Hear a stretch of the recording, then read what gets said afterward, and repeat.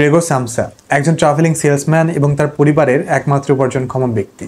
তো হঠাৎ একদিন গ্রেগর ঘুম থেকে উঠে ভাবতে থাকে যে আজকে তাকে কাজে যেতে হবে এবং তাকে ব্রেকফাস্ট করেই মেট্রো ধরতে হবে। তো সে যখন বিছানা থেকে নামতে ধরে তখন সে বুঝতে পারে যে সে আসলে কোনোভাবে তার শরীরটাকে নড়াতে পারছে না। তো এভাবে এভাবে অনেকক্ষণ সময় চলে যায়, কিন্তু সে বুঝতে পারে না আসলে তার সাথে কি হচ্ছে, কারণ সে কোনোভাবেই বিছানা থেকে নামতে পারে না।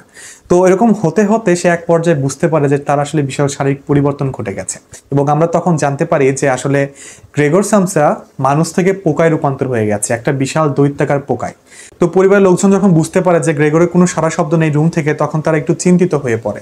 তারা এসে গ্রেগরকে জিজ্ঞাসা করে যে গ্রেগর, তোমার কি কোনো কিছু হয়েছে? তুমি কি অসুস্থ হয়ে পড়েছো?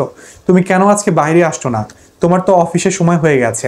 আবার ইতিমধ্যে তার যে ম্যানেজার আছে, অর্থাৎ গ্রেগরের যে ম্যানেজার ছিল, গ্রেগরের ম্যানেজার এসেও তাদের বাড়িতে উপস্থিত হয় এবং সে একটু বিরক্ত হয়ে যায়।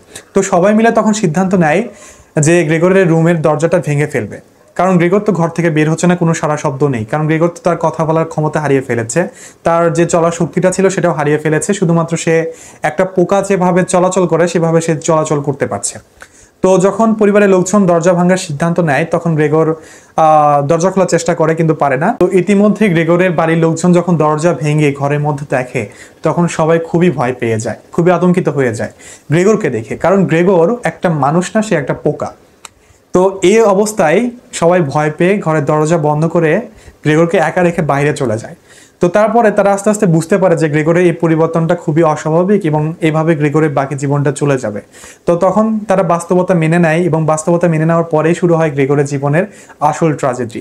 সে আস্তে আস্তে পরিবারের চোখে অবহেলিত একজন মানুষ হিসেবে, বা একজন সাধারণ কি বলবো, মানে আনরিয়েল ক্রিয়েচার হিসেবে সে পরিচিতি পেয়ে যায়, এবং তারা সবাই তাকে অবহেলা করতে থাকে।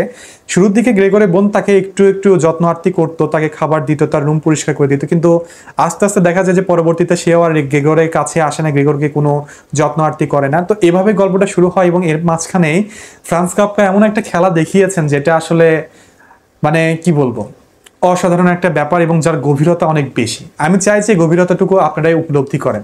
তো এখন আপনারা আমাকে জিজ্ঞাসা করতে পারেন যে আমি মেনলি কোন গল্পটা নিয়ে আলোচনা করছি। তো আমি আলোচনা করছি ফ্রান্স কাফকা লেখা দি মেটামরফোসিস নোভেলা থেকে। কিন্তু আমার হাতে আনফরচুনেটলি যে বইটা আছে সেটা হলো ফ্রান্স কাফকার লেখা একটা গল্প সংকলন, যেখানে এই গল্পটার নাম অনুযায়ী নামকরণ করা হয়েছে দি মেটামরফোসিস অ্যান্ড আদার স্টোরিজ। তো মেটামরফোসিস হলো ফ্রান্স কাফকার খুবই বিখ্যাত একটা নোভেলা, যেটা সারা পৃথিবীব্যাপী বহুল আলোচিত, বহুল জনপ্রিয় একটা বই। তো আমি সেখান থেকে আজকের গল্পটা বললাম। তো এখন আপনারা আমাকে আরেকটা প্রশ্ন জিজ্ঞাসা করতে পারেন যে এই গল্পের মধ্যে আসলে বোঝার মতো কি রয়েছে বা কি গভীরতা রয়েছে। তো এই বইটার মধ্যে আসলে অনেকগুলো গভীরতা রয়েছে, যেগুলো নিয়ে আমি আলোচনা করব না। আমি চাই যে আপনারা পড়ুন, শুধুমাত্র আমি থিমটা আপনাদের বোঝাতে চাই যে এখানে কি বুঝিয়েছে। তো এই বইটার যে মেন থিমটা সেটা মূলত এটাই রিপ্রেজেন্ট করে, আমি যদি আমার ভাষায় বলি সেটা হলো যে একজন মানুষ যে তার পরিবারের জন্য সারা জীবন কন্ট্রিবিউট করে গেছে, তার পরিবারের জন্য সে সারা জীবন নিজেকে উৎসর্গ করে গেছে, সে হঠাৎ করে যখন অক্ষম হয়ে পড়ে তখন সে তার পরিবারের চোখে কেমন হয়ে যায়, সে জিনিসটাই ফ্রান্স কাফকা মেটামরফোসিস গল্পের মাধ্যমে এবং গ্রেগরের মাধ্যমে তুলে ধরেছেন। তো গ্রেগর যখন পোকায় রূপান্তর হয়ে গেল, যখন সে আর কোনো কাজকর্ম করতে পারলো না, পরিবারকে যখন সে আর কোনো টাকা পয়সা দিতে পারলো না, তখন দেখা যায় যে তার পরিবারের লোকজন তাকে অবহেলা করতে শুরু করে। সে যে পোকায় রূপান্তর হয়ে গেল তাকে কোনোভাবে সাহায্য করে না। এভাবে গ্রেগরকে অবহেলা দিতে দিতে গ্রেগরকে একটা করুণ পরিণতির মুখে ফেলে দেয়। গ্রেগরকে এই পরিণতির মধ্যে ফেলে দেওয়াটাই হচ্ছে গল্পের মূল টুইস্ট, এবং মানুষ কিভাবে স্বার্থপর হয়ে যেতে পারে সেটা আপনারা এই বইটা থেকে জানতে পারবেন। এবং যারা এরকম পরিস্থিতির মধ্যে দিয়ে গেছেন, আমি মনে করি যে আপনাদের জন্য অনেক বড় একটা লাইফ লেসন হতে পারে এই বইটা। তো আমি চাই যে সবাই এই বইটা পড়ুন এবং এই বইটার গভীরতা উপলব্ধি করুন। তো ফ্রান্স কাফকার লেখা দি মেটামরফোসিস অ্যান্ড আদার স্টোরিজ বইটার যে গল্পটা সেটা মেইনলি জার্মান ভাষা থেকে ইংরেজিতে অনুবাদ করা হয়েছে। তবে ইংরেজি অনুবাদটার যে স্ট্রাকচারগুলো রয়েছে, সেন্টেন্সের স্ট্রাকচারগুলো, এইগুলো একটু হার্ড। যারা মোটামুটি ইংরেজি পড়তে পারেন তারা সার্ভাইভ করতে পারবেন, কিন্তু যারা বিগিনার রয়েছেন তাদের জন্য এটা একটু কষ্টকর হয়ে যাবে। আমি জানি না যে তারা আসলে কিভাবে এই জিনিসটাকে টেকেল করবে।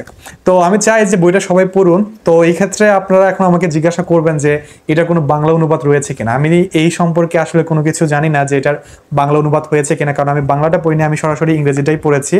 তো সেই ক্ষেত্রে বলবো যে ইংরেজি পড়া অভ্যাস থাকলে ইংরেজিটাই পড়ুন, আর না হলে বাংলা যদি কোনো অনুবাদ থেকে থাকে তাহলে সেটা খুঁজে পড়ুন। তবে পড়ুন এই বইটা, কারণ এই বইটা আপনাদেরকে পড়তেই হবে। আমি এটা জোর দিয়ে বলছি, কারণ বইটা আসলে অনেক মজার এবং বইটা থেকে অনেক কিছু জানার আছে, অনেক কিছু বোঝার আছে।